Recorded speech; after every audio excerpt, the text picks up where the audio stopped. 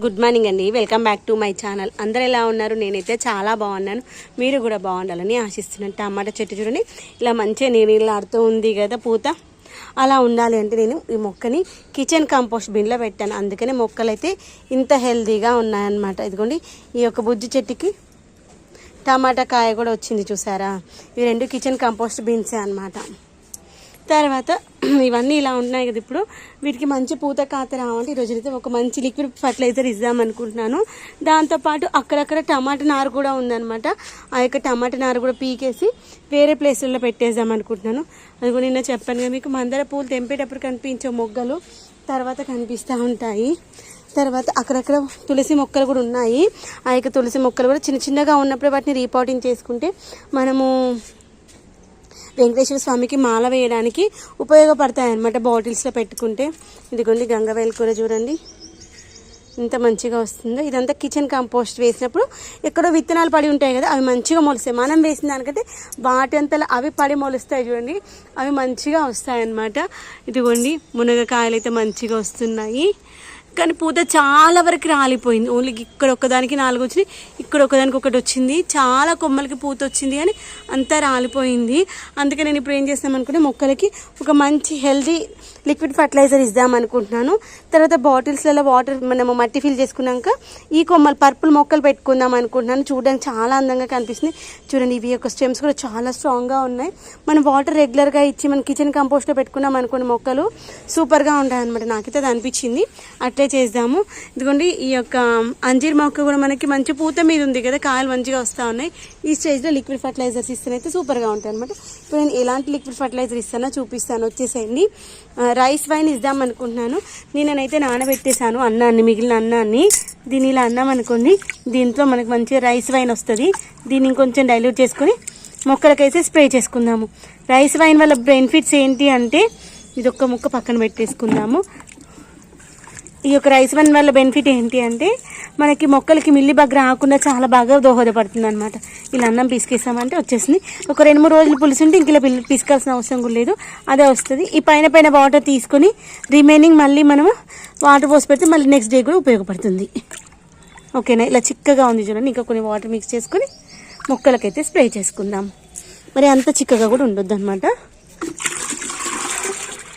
ఇది paint buckets కదా, అందుకే అక్కడక్కడ పెయింట్ వస్తుంది అనమాట, అంతే ఏం కాదు. మనము వీటిని ఫిల్టర్ చేసుకుందాము. దాంతోపాటు నేను మొక్కలకు వాటరింగ్ ఇచ్చేటప్పుడు ఉత్త ప్లెయిన్ వాటర్ అయితే ఇవ్వను. ఇది కూడా మన కిచెన్లో వచ్చినటువంటి వేస్ట్ వాటర్ కానీ పువ్వుల వాటర్ కానీ అలా ఇస్తూ ఉంటాయి అనమాట. దానివల్ల మన మొక్కలు ఏంటంటే మంచిగా ఏపుగా పెరుగుతాయి. ఇదిగోండి, నేను మీకు ఇంతకుముందు చూపించాను కదా మిల్లీ బగ్స్ పోవడం కోసము రైస్ వైన్ తయారు చేస్తున్నాను. ఇదిగోండి, ఇలా వెనకాల మిల్లీ బగ్స్ బాగా వస్తూ ఉంటాయి. ముఖ్యంగా మందార మొక్కకి, టమాటా మొక్కలకి, తర్వాత మనకి అంజీర్ కాదు సపోటా మొక్కకు వస్తూ ఉన్నాయన్నమాట. అందుకోసమని ఇంకా మనం యాక్చువల్గా అయితే వారానికి ఒకసారి ఇస్తూ ఉంటే అసలు మొక్కలకి ఎలాంటి పెస్ట్లు కూడా రావు. ఈ మధ్యలో ఇస్తలేను కాబట్టి అక్కడక్కడ వచ్చింది. ఇంకా వచ్చిన తప్పదు, దాన్ని కాస్త మనం ఇప్పుడు ఫర్టిలైజర్స్ ఇచ్చామనుకొని సరిపోతుంది. అయితే అలా ఫర్టిలైజర్ ఇచ్చే ముందు ఒక్కసారి ఏమైనా ఉంటే చేత్తో చంపేసాలన్నమాట. చేత్తో చంపేసిన తర్వాత మనము ఆ యొక్క మిల్లీ బగ్ పోవడానికి అది ఇచ్చామనుకోండి ఇంకా రాకుండా ఉంటుంది అనమాట. అందుకోసమని ఒకసారి చెక్ చేస్తున్నాను. ఇదిగోండి, ఇక్కడ చూసారా పెద్దగా ఉంది. ఇలా చేతితో చంపేసాలి వాటిని, ఇంకా చేసేది ఏం లేదు. టమాటా మొక్కలు కూడా బాగా వస్తాయి మిల్లీ బగ్స్, అవి కాండానికి వస్తాయి. ఇదిగోండి, ఇక్కడ చూడండి ఎంత పెద్దగా ఉందో. తర్వాత చేతి కడిగేసుకోవాలి, ఏం కాదు. ఇదిగోండి, ఈ యొక్క ఆకుకూర కూడా వచ్చింది.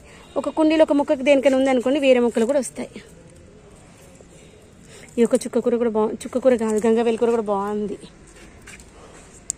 ఇదిగోండి, టమాటా మొక్క చూడండి ఇంత మంచిగా ఉందో, కానీ దీనికి అంతా మిల్లీ బగ్ వచ్చింది. తర్వాత ఇప్పుడు మనకి డ్రాగన్ ఫ్రూట్ సమ్మర్లో మంచిగా ఫ్రూటింగ్ వస్తుంది కదా, ఆ ఫ్రూటింగ్ వచ్చే లోపల మనం మొక్కకు మంచి లిక్విడ్ ఫర్టిలైజర్ రెగ్యులర్గా ఇస్తూ కొమ్మ కత్తిరింగ్ చేసామనుకోండి, స్టెమ్స్ కొంచెం కట్ చేసుకున్నాం అనుకోండి, చాలా బాగా ఫలితం అయితే ఉంటాయి అన్నమాట. అక్కడక్కడ టమాటా మొక్కలు కూడా మంచిగా ఉన్నాయి. మనకు అవసరం లేని మొక్కలు ఏమైనా ఉంటే తీసేసేయాలి. ఇంకోండి, ఇంకా మనం మొక్కలు పెట్టడానికి ఇంకా 3 బకెట్స్ అయితే రెడీగా ఉన్నాయి, వాటిని కూడా పెట్టేసుకుందాము. యాక్చువల్గా నేను ఏదో థీమ్తో స్టార్ట్ చేసే వీడియో చూడండి, వితిన్ 2 minutesలో ఈ ఎండలకు చూడండి ఇలా వాడిపోయినట్టు. టమాటా నారు ఉందన్నమాట అక్కడక్కడ, దీంట్లో మనం వేసుకున్నదే టమాటా నారు. వీటిని తీసేసి రీపాటింగ్ చేసుకుందాం. నేను ఎప్పటినో అనుకుంటున్నాను రీపాటింగ్ చేయాలి అని, ఈ రోజుకి వచ్చింది ముహూర్తం. ఇంకోండి వాటర్ వేసారు ఆగానే ఫస్ట్, ఎందుకంటే వాటర్ వేస్తే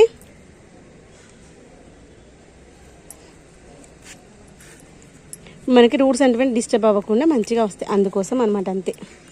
దీని కొంచెం పెద్ద కానీ ఇదిగో ఇంకా బుజ్జి బుజ్జిగా ఉన్నాయి కూడా ఉన్నాయి అనమాట టమాటా నారు. అవి మంచిగా పెద్ద అయినాక మళ్ళీ వాటిని రిపోర్టింగ్ చేసుకుందాము. ఇదిగోండి ఇప్పుడు మన దగ్గర ఇవి ఉన్నాయి, వీటిని ఇప్పుడు రిపోర్టింగ్ చేసేద్దాం. ఎక్కడ కుండీలో ఖాళీ ఉంటే ఆ కుండీలో వేసేసుకుందాము.